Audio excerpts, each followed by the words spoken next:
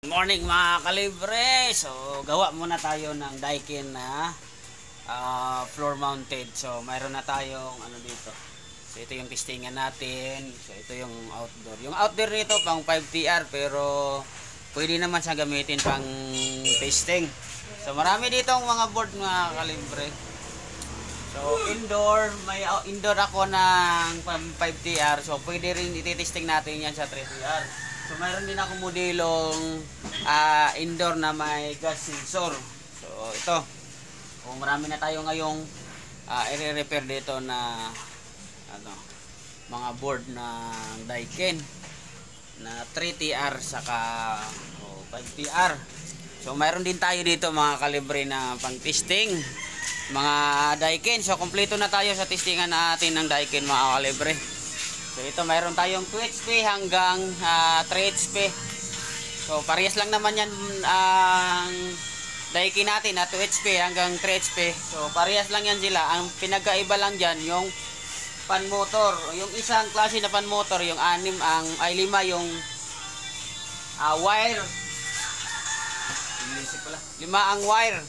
So yung isa may 3 din ang wire para dito sa Daikin natin. So isang testingan lang. So lipat-lipat lang natin yung pan motor. So mayroon din tayo dito pang 1 HP na pang testing.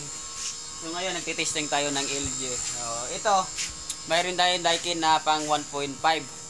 So tinitesting din natin to. Kasi yung mga Daikin na 1 HP saka 1.5 saka 0.8, so hindi sila gagana kung hindi talaga doon sa tamang brand. Pero dito sa Daikin natin na 2 HP hanggang 3 HP, so gagana sila kahit isang indoor.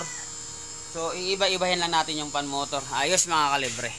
So yun, papagawa na kayo. Yung problema lang kasi kay Daikin yung IGBT, wala tayo masyadong makuhaan mga kalibre, kaya lumatagal yung mga repair natin sa wall na 2 HP hanggang 3 HP kasi mahirap talaga. Kinonvert ko na rin yung IGBT, pinalitan ko ng ibang parts ng MOSFET. So ayaw, gagana lang siya pag bumirit, ayaw tumuloy. So yun nung mga kalibre. So lahat may kailangan natin, may mga pang testing tayo, lahat ng gagawin natin para hindi tayo pagdating doon sa customer, so running na talaga. Dito pa lang condition na yung unit. Ayos.